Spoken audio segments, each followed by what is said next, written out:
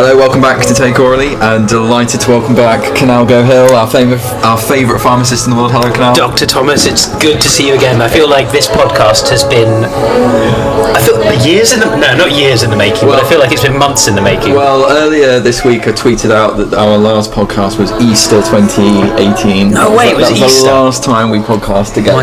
My God.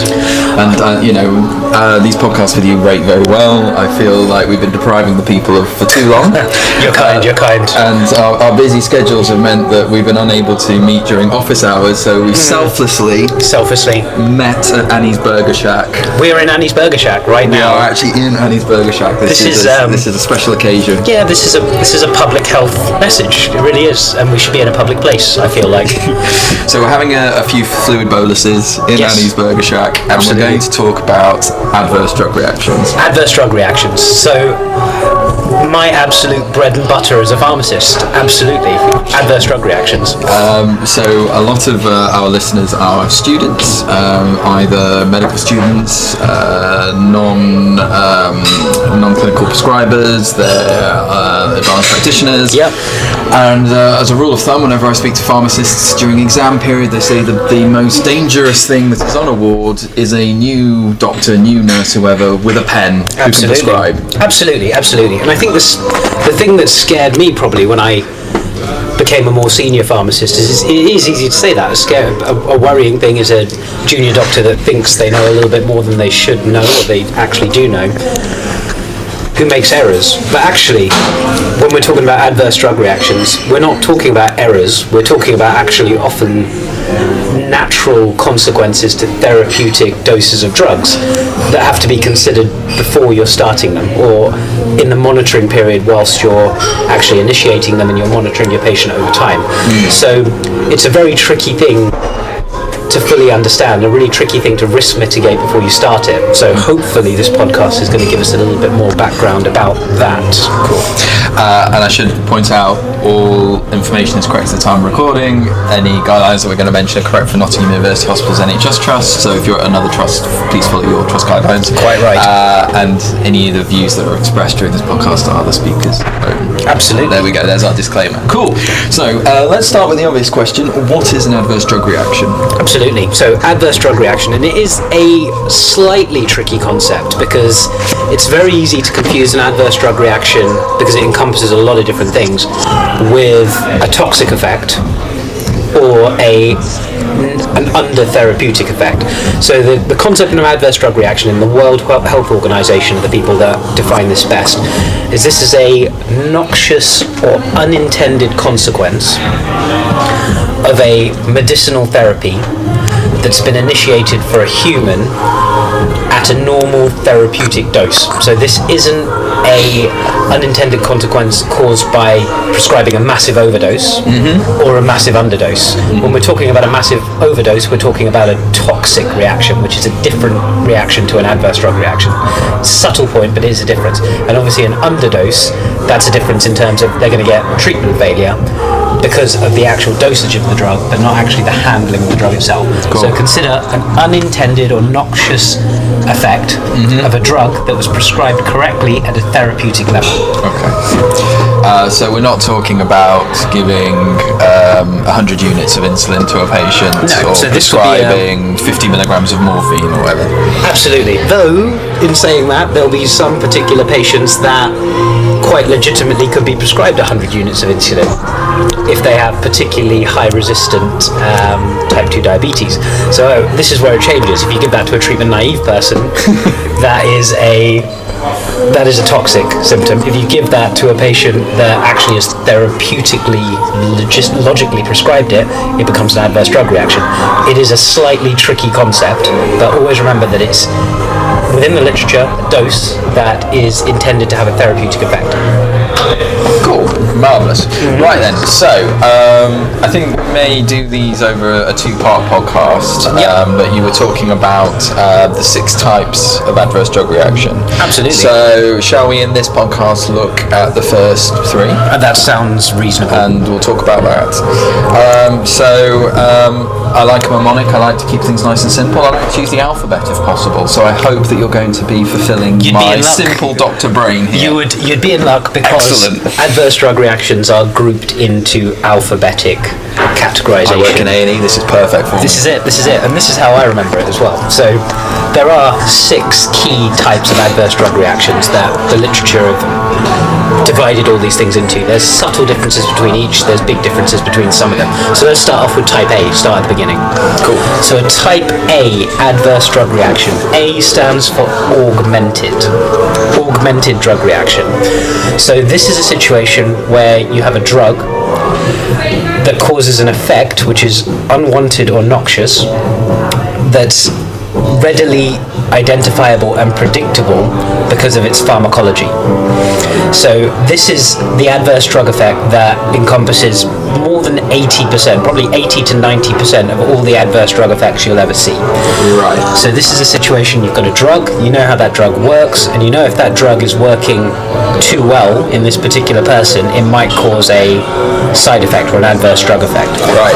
So let's go through some examples of this logically, because we see this very often in A&E. In fact, in saying that, we say, so the literature says that anywhere between 5 and 8% of presentations to hospital that requiring inpatient admissions have some sort of adverse drug effect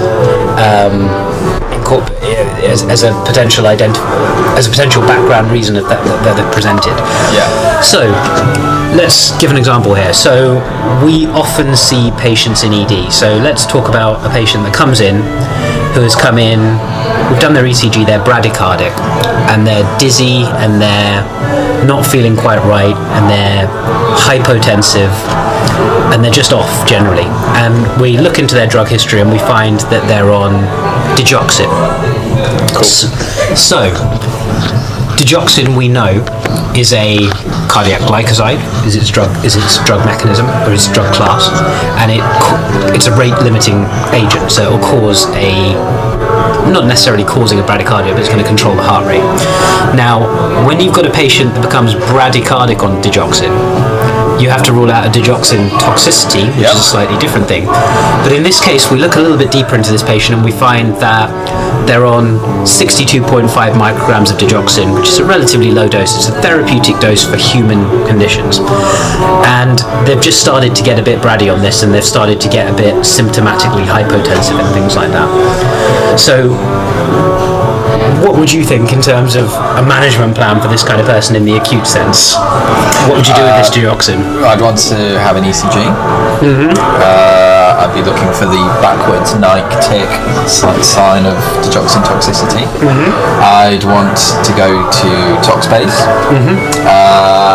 and I have actually had to deal with one patient previously with digoxin toxicity, and that involved digoxin binding. Absolutely. Factors are they called? Yeah, so that's Digibind or the digoxin-specific antibodies and things like that. But I'd want to use knees. I'd want to know how the kidneys were doing. I'd be particularly interested in their potassium, and I'd want them on monitoring. Absolutely.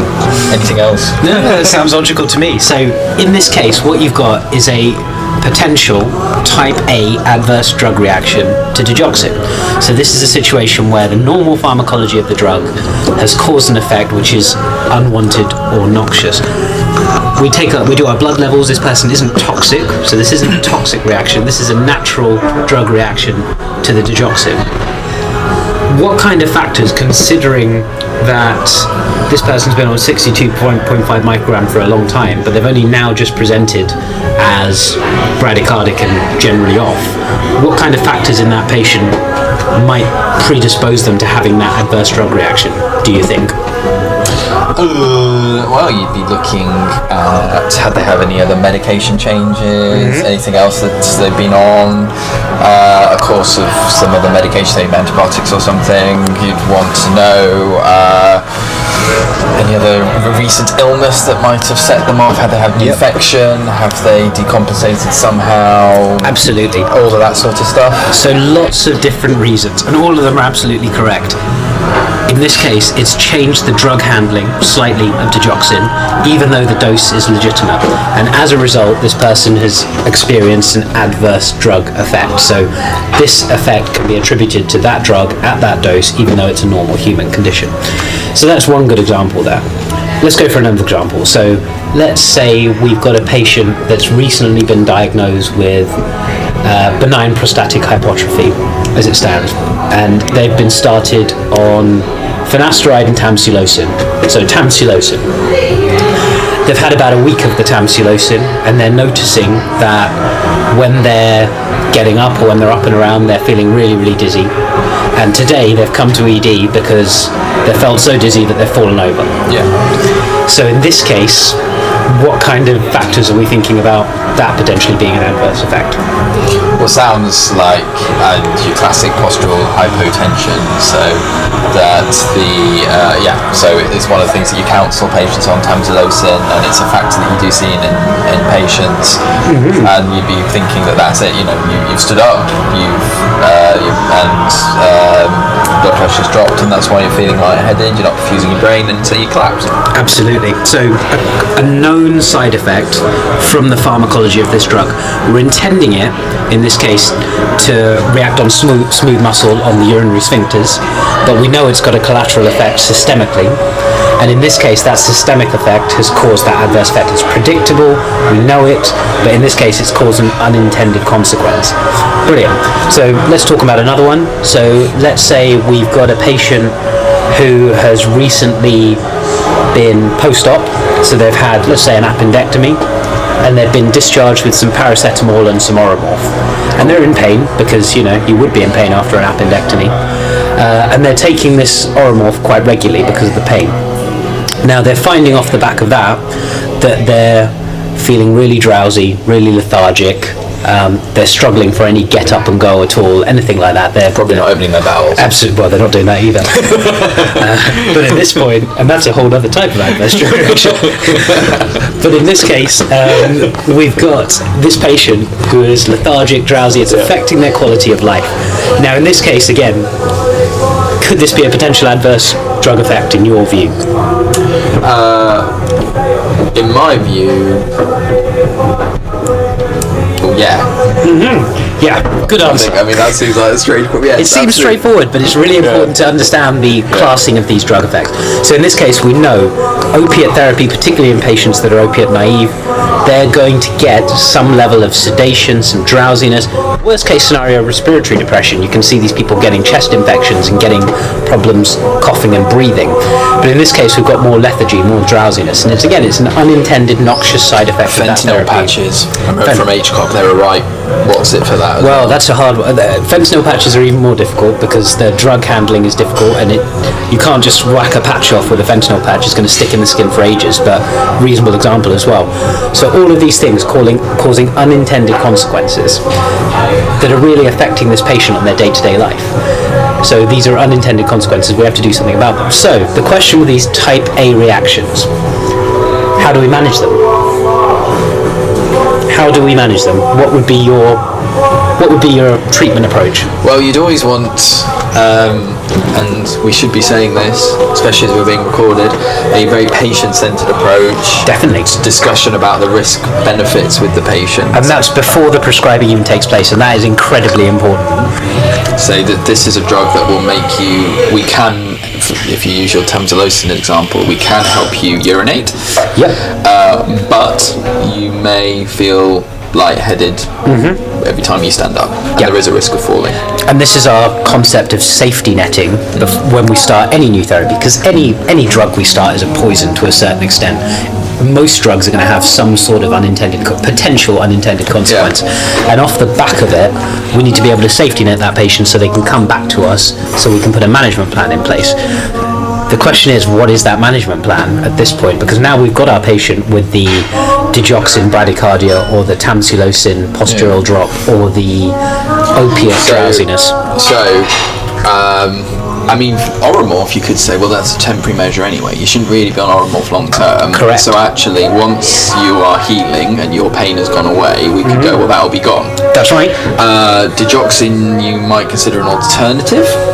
Absolutely. So this, and then and I suppose tamsulosin as well, because otherwise you're going down a road of, well, I'm going to whack in fludrocortisone to whack up your blood pressure, exactly, and then, your patient's on 2 drugs, and then you get into polypharmacy, which would be absolutely. another podcast maybe. So you're exactly right. So you have 2 options to manage this kind of adverse drug effect. You have, can we switch to another agent that is less likely to cause this adverse drug effect? So in that case, digoxin, considering all the different factors, can we rate control with a different agent? Can we use a beta blocker? Can we use a rate-limiting calcium channel blocker? In opiate, can we use paracetamol, which would actually have a much less likelihood of causing those effects? Tamsulosin, harder, but we'll come on to that. So one option, can we change the therapy to make it more tolerant to the patient? The other option is typically, because these are pharmacologically known and predictable mechanisms, can we alter the dose to still get the effect we want, but also prevent some of these adverse drug effects? So in that case, that digoxin, could we actually dial back that dose so they're still getting the benefit of the drug, but they're also not getting the side effects off the back of it?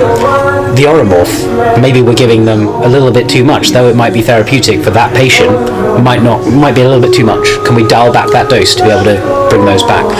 Tamsulosin, you can't actually drop the dose of tamsulosin because it's a fixed dose preparation. Can we use an alternate alpha blocker, which is going to give you a similar effect, and dial the dose back?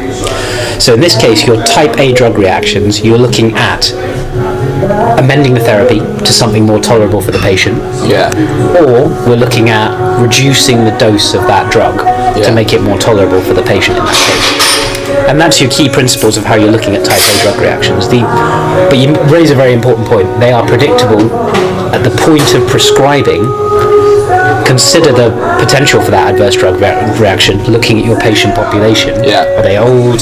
Do they have renal problems? Is there, even though this is a therapeutic dose, is there a likelihood they could be slightly more prone to an adverse drug effect? And that's your principles of managing a type A. I suppose, I mean, I'm not a urologist, but I mean, you've mentioned tamsulosin, but, is there a non-medical intervention as well? That's right. Is there a surgical intervention? Actually, could you go, dear surgical colleagues, this patient is not tolerating medical management of this condition. Is there a non-medical management that would actually help this patient and fix the problem? Definitely. And a great example of that can be pain, chronic pain. So actually, if someone's got a very known complication, we treated a patient that had some sort of benign tumour in their leg, and we're actually on a multitude of different analgesic drugs. They're on opiates, they're on tricyclic antidepressants, they're on carbamazepine, they're on all sorts of drugs to control this pain. Their attendance was because of a fall potentially related to the sedation off the back of those drugs. Is there a surgical option to go in, remove the root cause, which will actually potentially remove the need for any of that? And there's lots of different examples of that. I think cancer is probably a good example of that generally. So there are other options. Yeah, you're quite right. Non-pharmacological measures. Brilliant. So that's our augmented, our A. Absolutely. Adverse drug reaction. Which I'll stress is probably the most common type of adverse drug reaction, and the most easy to safeguard against if we get it right in the first place. Cool. So I'm assuming that B follows? B follows. So we have our type B drug reactions, which are much rarer. You're talking less than, well, I think the literature varies, but it's less than 2 to 5% of all adverse drug reactions are type B. B stands for bizarre. Well, it's useful that bizarre is rare. Absolutely. If bizarre was common, it probably wouldn't be bizarre anymore. Quite right. Bizarre is bizarre. Bizarre is bizarre. So, in this case, these are drug reactions that are not readily anticipatable when you prescribe them. So, not something that you can see coming. They might have been recognised, but they have an infinitesimally small amount of chance for somebody to actually develop them, to the point that actually we almost call them irrelevant. So you're not going to counsel your patients about these? Often you can't. So it depends on the literature. So some of these drugs, this type B reaction might have been documented, but is so small that we might safety net them for it, as we did with the type A's, but in some cases it's so rare, or even sometimes never known to have happened before, that you can't counsel your patient on this. So this one's a much more difficult one to safety So net. we're into case reports, presenting this, and this is something quite interesting. In some cases. So in this case, the most common one that we deal with, and even though we say it's common, it's not common compared to type A. It's common relative to others. Absolutely. Yeah. Is our anaphylactic reaction to a drug. Okay. So an anaphylactic reaction, an immunological reaction to any drug that results in anaphylaxis or a life-threatening problem or one of these problems, that is non-predictable. So you can in theory have an immunological reaction to any drug whatsoever. Some of them more common than others because of their drug structure and things like that, but you can't necessarily predict them at the first time you're giving them. And in this case, you're managing it in a very different way. So let's talk about the most classic version of this, a penicillin allergy. Okay. So a penicillin allergy at the first point of prescribing. So this person potentially has never had a penicillin before, they don't have a documented history of penicillin allergy. They can still... Not unheard of. Not unheard of at all. You might have a patient well into their teen/adult, never had an antibiotic before in their life. Absolutely. Who you could give a penicillin to, quite rightly, legitimately, and have a catastrophic anaphylactic reaction to that drug. Hypotensive, throat swells up. I've seen it. I've seen it. And it's not pleasant at all. And this is a bizarre reaction. So this is a quirk of the human body where we've reacted to a foreign substance that's not necessarily harmful to us, that has caused the opposite, in fact. Absolutely. That's caused a systemic inflammatory response.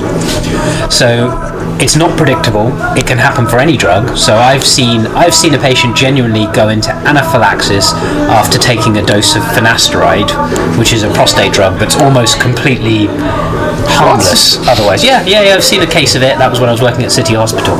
Completely unpredictable. The registrar that prescribed it, it was more than reasonable to start it, therapeutic, correct, and somebody had a terrible reaction for it. So these are much harder to identify. Yeah. So penicillin allergy is a hard one. We can look at our history. If someone's obviously got a history of this reaction, we're not going to give it to them again. Well, that's a different territory. If you're prescribing penicillin to somebody who's told you they're deathly penicillin allergic, that's a completely different territory. Yeah, that's not an adverse drug reaction, and that's just probably on you. Negligence, yeah. Absolutely. So penicillin allergy is a good one. Let's talk about a couple of others. So carbamazepine. Let's talk about carbamazepine, which is a drug we use for epilepsy quite often. It's a drug we also use for trigeminal neuralgia. We use it for bipolar disorder. This is a relatively common drug. Now, carbamazepine has got a bizarre adverse drug reaction associated with a reaction called Stevens-Johnson syndrome. So Stevens-Johnson syndrome is a toxic necrotic type syndrome that happens off the back of a drug, causing skin sloughing, and it's a pretty damn awful thing. So if you want a picture of Stevens-Johnson syndrome, a recent podcast that we did for pediatrics with Rachel Tricks mentioned Stevens-Johnson syndrome. So if you look at that, I put some pictures of it, but it's a nasty, sloughy, blistery, the mucous membranes are involved, there's ulcers, the skin is literally tearing off the patient. It's horrible. I've been in the I want to say unfortunate situation of seeing a case of Stevens-Johnson syndrome when I worked in London at the Royal Free Hospital. This wasn't actually carbamazepine. This was a patient who was on lamotrigine, which is again it's associated with it. It's a known symptom of it, incredibly rare. But we had this patient. I'd never seen anything like it. Their skin was just. I don't even know the colour. It was blue to grey. It was coming off. It's like tissue paper, isn't it? Yeah, just no substance to it at all. This patient was bandaged everywhere. They were dehydrated. They looked as if they were at death's door. It was one of the worst things I'd ever seen in my life. And that patient was prescribed lamotrigine for epilepsy. Completely legitimately. That was the correct drug for them in that course of action. They just developed this reaction, and that's why we call it bizarre. So you can get it from quite a few of these different things. NSAIDs can actually cause it as well. A few of the anti-epileptics can cause it. There is a few drugs that have been associated with this, but in theory, again, it can happen with any drug. It's one of those things that's completely unpredictable. Okay. One other one to touch on, particularly with our ED head on, and we've discussed it in one of our older podcasts as well, is about angioedema in ACE inhibitors. I was just about to say. No, you read my mind. So this is an even weirder one because the Cameo trial that we held in the A&E. So the ACE inhibitor angioedema one is almost even stranger because some of these other drugs you can predict because they typically occur when you first start taking them. An ACE inhibitor angioedema can happen years after tolerating the drug and it being very effective, and all of a sudden we can get our person in our ED who says, I'm just swollen up and I can't breathe, and we haven't really got any particular reaction or explanation for it. And it can be caused by the ACE inhibitor in this case. That's another example of our bizarre drug reaction. So again, we go back, and this one is a harder one to anticipate, we can certainly say, though in saying that, there are very particular circumstances where we know patients are slightly predisposed to getting these bizarre drug reactions. So a good example of that is if we have a person that's got a penicillin allergy, so we quite rightly don't prescribe them penicillin allergy. Medical students and ACPs, please don't do that. But we might consider an alternative agent, and one of those alternative agents might be a cephalosporin, which is a different drug. It's a different drug. Yeah. But in this case, we know from the literature and from the studies that there's a cross-reactivity of anaphylaxis between patients that are penicillin allergic and who we subsequently give a cephalosporin to. So in that case, we can actually preempt some of our prescribing choices to preempt these bizarre drug choices. So in that case, cephalosporins, also meropenins or carbapenems. So carbapenims also have a beta-lactam ring. They're related to penicillins. They might give you a similar reaction. So in some circumstances, we can preempt them to a certain extent. We go to our carbamazepine and lamotrigine example. So carbamazepine in particular, for whatever reason, and I don't know whether it's a genetic reason, most likely, that Stevens-Johnson syndrome in people that have started on carbamazepine is typically associated with people of Oriental descent. So people of South Korean and Chinese descent are more likely to get this carbamazepine toxic Stevens-Johnson syndrome. So there's particular circumstances of patients where we know there might be a slightly higher likelihood of them developing this toxic reaction. And in that case, because the risk-benefit changes at that point, we might well just decide to use another agent. Yeah. So in this case, preempting is good. Look at the literature. Is there a potential risk factor for your patient to develop this? And in terms of your immediate management once you're dealing with it in ED, it's dead easy. It's like a toxic reaction. You've got to stop the drug. Stop the drug straight away. There is no other way about it. Treat it as if it's a principle of toxicology. You're stopping that drug. You're writing all over their drug chart and all over their medical history, this person has had a toxic, bizarre reaction to this drug and they should never be given it again. Cool.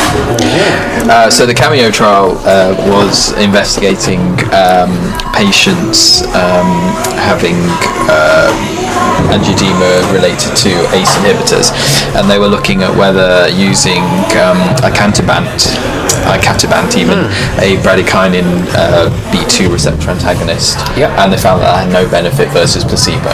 So it was an attempt to see if there was a cure for it, essentially. That's interesting. I didn't know that. I know icatibant. We did it in A&E. I remember we I don't know how many patients we recruited, but I remember it was one of the trials we were doing in A&E. But then I remember that there was thing which is why we do research, and actually there was findings that there was no benefit versus placebo. That's right. Interesting. Well, you've taught me something today, JT. Thank you. There you are. That's good. Absolutely fantastic. So sorry. Go on. No. So as we said, Type B, bizarre.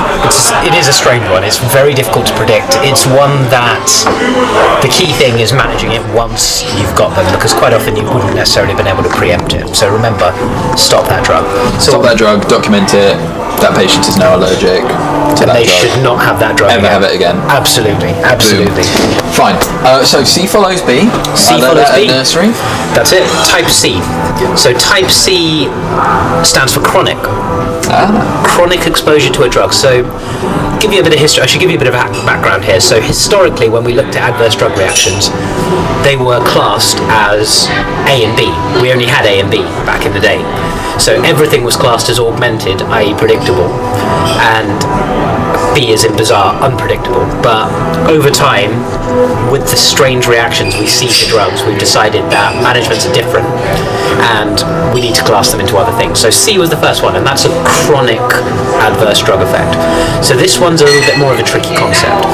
So we'll start off with a scenario again, and a scenario again I've seen in ED. We have our patient that comes in who is otherwise fit and well with a chronic dry cough that they've had for months and months and months, to the point where they present to ED. They probably shouldn't present to ED, but they're presented to ED irrespective. And we have a duty of care to them. If you have had a problem for months and months and months, That's do not right. attend to it. Absolutely. So in this case they have. Now, we do our investigations, we rule out infection, we rule out PE, we rule out pneumothorax, we rule out most of our normal worrying presentations of cough. We've ruled out cancer at this point. This person has been taking amiodarone for 10 years for control of their AF that they had one episode of years and years ago. So they've been on maintenance amiodarone for 10 years. Now, given I've told you that, Dr. Thomas, do you have any theories? Well, I guess the amiodarone is related to it. Damn right. So in this They didn't case, give me a medical degree for nothing. so in this case, amiodarone, chronic use of amiodarone, is associated with pneumonitis and pulmonary fibrosis. I did not know that. Correct. So in this case, prolonged use of this drug turns your lungs to rope. That's simple. And actually, over 5 to 10 to 20 years, people can develop this cough, can develop this COPD asthma type symptoms, even though they don't, well, technically fibrosis is a COPD condition, but it's not necessarily attributed to normal COPD mechanisms. So in this case, this patient has developed a chronic adverse drug reaction for that amiodarone. So that amiodarone has caused their pulmonary fibrosis, and therefore is explaining their symptoms. So this is a chronic adverse drug reaction. They've been taking it at the correct dose for ages. It's been doing its job for ages. It's now caused collateral damage. So this is a chronic adverse drug effect in this case. So another one of our more common ones is a patient that comes in on, let's go with another stranger example. So there's a TB drug called ethambutol. So ethambutol is a mycobacterial antibiotic. Ethambutol, again, very good TB drug, and TB, we know, potentially you have to be on this drug for years and years until you're cured of TB, or until you're completely out of it. Especially if it's multi-drug resistant. That's right. And ethambutol causes an optic neuritis, so it can cause blindness over time. So it deposits in the eyes and it causes damage to the vessels, and you can get blindness. So in this case, people that are on ethambutol for 1, 2, 3 years will slowly experience a vision loss, to the point where you can get them categorized as being clinically blind. Wow. So this is another example of our chronic drug reaction, of a chronic adverse drug reaction to the ethambutol. So these are all drugs that you're taking for a long time that are causing a cumulative effect. So some people say chronic, some people say cumulative, and they're causing damage long term. One other example, which is one that we don't always pin down very well in medical care, which is NSAID use, frequent NSAID use. So a person that has maybe a job, maybe they're a labourer, maybe they have a job that's very physical, they take ibuprofen regularly for 5, 10, 20 years at a time. For aches and pains. For aches and pains, general bits and bobs like that. And you can buy this stuff over the counter, it's not difficult to get hold of. Then start to get symptoms of heart failure, start to get symptoms of hypertension, might even have an MI. Now we know that the chronic NSAID use leads to fluid retention, has adverse cardiovascular side effects associated with it. So in this case, again, somebody that's taking regular NSAIDs for a long time, that then develops some level of cardiovascular disease, that could be considered a cardiovascular, a chronic adverse drug effect to the NSAIDs over time. As well as an ulcer. So gastric ulcer is another really good example of that as well. So it's not going to happen initially, it's going to happen for a long time. and might well develop that gastric ulcer over a 5-10 year period. So again, let's go back. How do we manage these kind of things? It's all preemptive in this case. So this is about using the lowest dose for the shortest amount of time possible to justify treating this patient, and also to review it regularly. If you're not doing that, if you're leaving someone on indiscriminate amounts of NSAID over a long period of time, if you're leaving someone on ethambutol for an indiscriminate piece of time, if you're leaving someone on amiodarone for a very long time, lowest dose, shortest period of time, also to your follow-up and your monitoring. Are they likely to develop these symptoms? Once we're at the initial stages of them potentially developing these symptoms, then we need to think about going into we're in a type A situation at that point. Can we reduce the dose? Can we change the therapy? Can we stop the therapy? So in this case, it's a lot about monitoring, it's a lot about considering the risk before we start it, the chronic ones. So what's the main difference then? Because you were saying then that augmented adverse drug reactions are quite predictable, we're using the right dose. So chronic adverse drug reactions are coming as well, they're predictable, they're coming from normal use. So what's the main difference then between those two? So I guess augmented is the day-to-day pharmacology of an augmented type A reaction is the day-to-day predicted pharmacological action for how we're treating this condition on a day-to-day basis. The difference between that and chronic, and I can understand it's a subtle difference, is the chronic reactions don't cause that reaction on a day-to-day basis. So this is something that has to have that is going to cause a change to your biological mechanisms, your normal homeostatic mechanisms, but they're only going to be present after X amount of time. Okay. So we know that taking an NSAID for 1 week is very unlikely to give you a gastric ulcer. That's not going to happen in any circumstance, really. Even if your patient has altered drug dynamics during that 7-day period, if they have an AKI, if they're incredibly low body weight, they're very unlikely to develop a gastric ulcer within that 7-day period. 10 years down the line, at therapeutic use, that becomes a chronic drug reaction. Okay. Excellent. So that's the ABC of adverse drug reactions. That's it. There are 3 more to do. 3 more to do. So shall we approach those in part 2? We'll approach those in part 2. We'll get another fluid bolus. Another quick one, yeah. And we'll have a look at the burger menu as well. I will see you soon, Dr. Thomas. Thank you. So we'll put the blog entry for this podcast will be available on Take Orally. Obviously, Take Orally is always available on Facebook and Twitter. Make sure you please follow us.